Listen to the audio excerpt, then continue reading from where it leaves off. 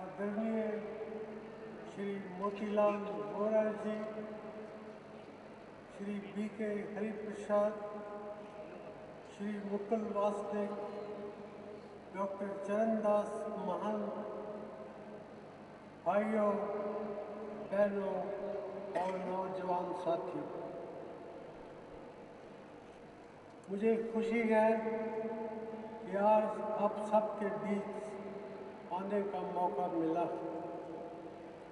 करीबन 7 सप्ताह पहले 19 सितंबर को मैंने सिपत में NTC के सुपर थर्मल पावर प्रोजेक्ट को राष्ट्र के नाम समर्पित किया था। इस प्रोजेक्ट से छत्तीसगढ़ में बिजली की बढ़ती हुई मांग को पूरा करने में मदद मिलेगी। सिपत पावर स्टेशन इस बात का सबूत है कि हमारी पार्टी और केंद्र की UPA सरकार देश और छत्तीसगढ़ के विकास के प्रति पूरी तरह से प्रतिबद्ध है। मैं समझता हूँ कि हम सब गर्व के साथ जनता के बीच जाकर कह सकते हैं कि पिछले 9 साल के सेंटर में UPA सरकार के शासन में जितनी तरक्की हुई है उतनी भारत में पहले कभी नहीं हुई।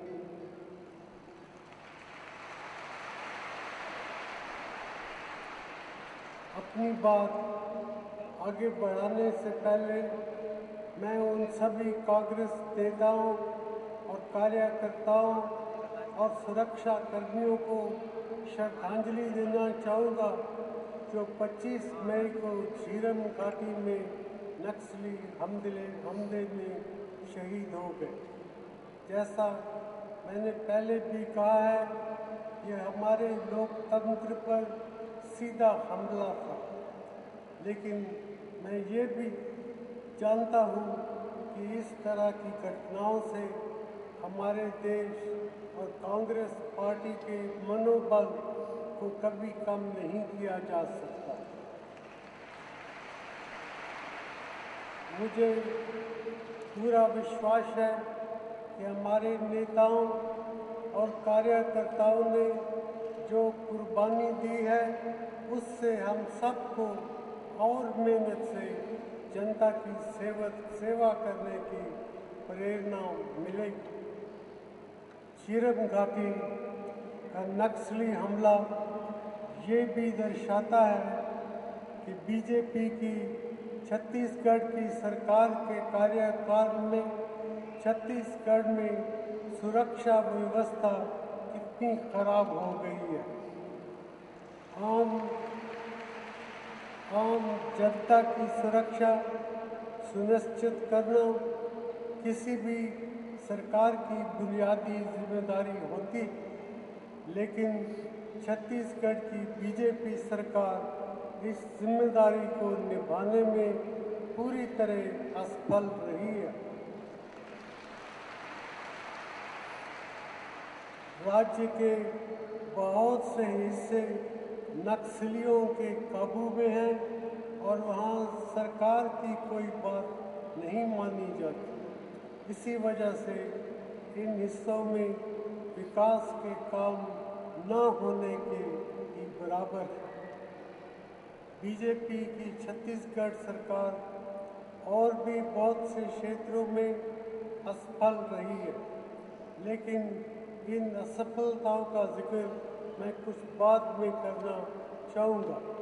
पहले मैं आपको ये बताना चाहूँगा कि सोनिया जी की नेतृत्व में कांग्रेस पार्टी और कांग्रेस सरकारों के काम में वो कौन सा संदेश है जिसे आपको जनता तक पहुँचाना चाहिए। मैं एक और बात यहाँ साफ तौर पर कहना चाहूँगा कि हम विपक्षी दलों की और उनकी सरकारों की नीतियों की आलोचना ज़रूर करेंगे, क्योंकि हम उनसे असहमत है, लेकिन हमें अपना संयम खोकर विपक्षी नेताओं के विरुद्ध ऐसे शब्दों का प्रयोग नहीं करना चाहिए जो अपमानजनक हो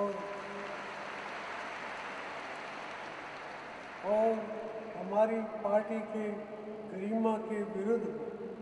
इस विषय पर हम बीजेपी से खास तौर पर अलग रहना है, जिसके कुछ नेता दूसरी पार्टी के नेताओं और मुख्यमंत्रियों के विरुद्ध खराब भाषा का प्रयोग कर रहे हैं।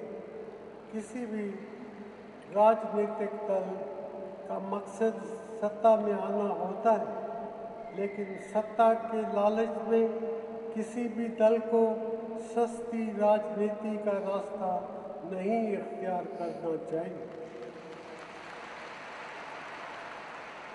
भाइयों और बहनों, कुछ ही दिनों में छत्तीसगढ़ और कुछ अन्य राज्यों में विधानसभा चुनाव होंगे और फिर कुछ महीने बाद पूरे देश में लोकसभा चुनाव होंगे। इन चुनाव को देखते हुए विपक्षी पार्टियां तरह तरह के दावे कर रही हैं। विपक्षी पार्टियों के कई बड़े नेता ऐसी बातें कर रहे हैं जो तथ्यों पर आधारित नहीं है।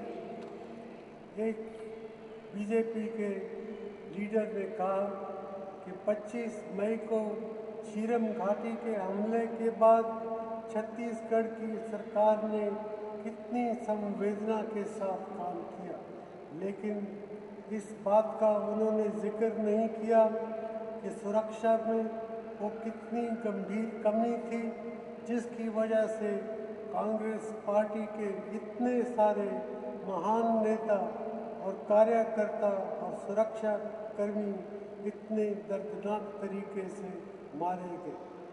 इस बात का जिक्र नहीं किया गया कि केवल राजनीतिक मतभेदों की वजह से बीजेपी सरकार ने कांग्रेस पार्टी के संबंधित लोगों की सुरक्षा की कोई व्यवस्था नहीं की।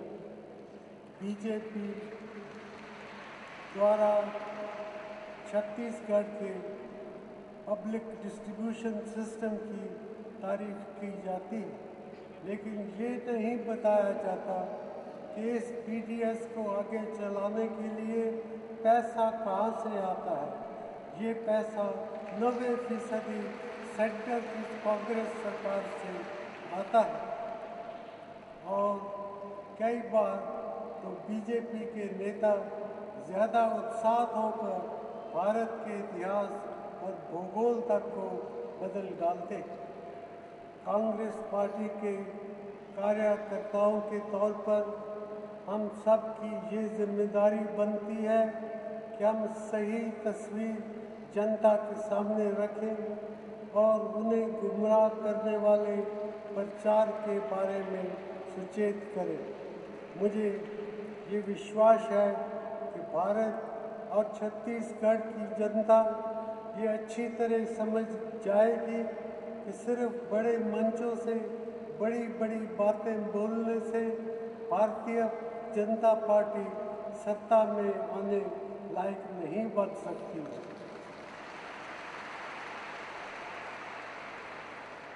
आप जानते हैं कि पिछले 9 सालों से कांग्रेस के नेतृत्व में केंद्र में यूपीए सरकार काम कर रही है।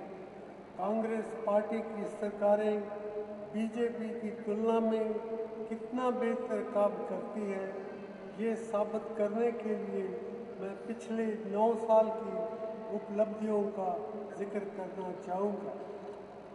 बीजेपी के 6 साल के शासनकाल में देश की अर्थव्यवस्था औसतन 5.4% सालाना की दर से बढ़ी। यूपीए के 9 साल के शासनकाल में ये दर तकरीबन 8% से बढ़ी। बीजेपी के शासनकाल में प्रति व्यक्ति आमदनी 3.7% सालाना की दर से बढ़ी, जबकि यूपीए सरकार की अवधि में ये दर 6.5% बढ़ी है। 2004 और 2009 के बीच गरीबी घटने की रफ्तार पिछले 10 वर्ष की तुलना में 3 गुना ज़्यादा रही है। ग्रामीण इलाकों में और छोटे शहरों में पिछले 9 सालों में समृद्धि बढ़ी है। बहुत से राज्य जो पिछड़े माने जाते थे आज कहीं ज़्यादा तेज़ी से प्रगति कर रहे हैं। गेहूँ और धान के खरीद मूल्य पिछले 9 सालों में लगभग भारत सरकार ने दुगने से भी ज़्यादा कर दिए हैं। कृषि के विकास में और कृषि उत्पादन में खास सुधार किया। आज हमारे देश के भंडार भरे हुए हैं। यही नहीं, आज हम दुनिया भर में चावल के सबसे बड़े निर्यातक हैं। अनाज के बढ़ते हुए उत्पादन की वजह से ही हम भारत में खाद्य सुरक्षा कानून बना पाए। ये एक ऐतिहासिक कानून है जो देश की 70% आबादी को खाद्य सुरक्षा प्रदान करेगा। इस कानून से छत्तीसगढ़ को पहले से भी ज़्यादा सस्ती दरों पर अनाज केंद्र से मिलेगा। इंफ्रास्ट्रक्चर के क्षेत्र में भी पिछले 9 सालों में यूपीए के शासन में पहले से कहीं ज़्यादा प्रगति हुई है। बिजली उत्पादन की क्षमता जितनी पिछले 9 सालों में बढ़ी है, उतनी आज़ादी के बाद से 2004 तक की अवधि में भी नहीं बढ़ी।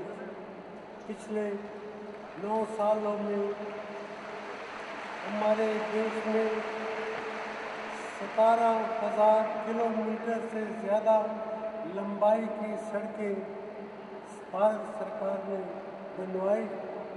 ग्रामीण इलाकों में 2 लाख किलोमीटर से भी ज़्यादा लंबाई की सड़कें बनाई गई हैं। इंफ्रास्ट्रक्चर और अन्य प्रोजेक्ट के लिए ज़मीन की ज़रूरत होती है, जो अक्सर हमें किसान भाई बहनों से लेनी पड़ती है।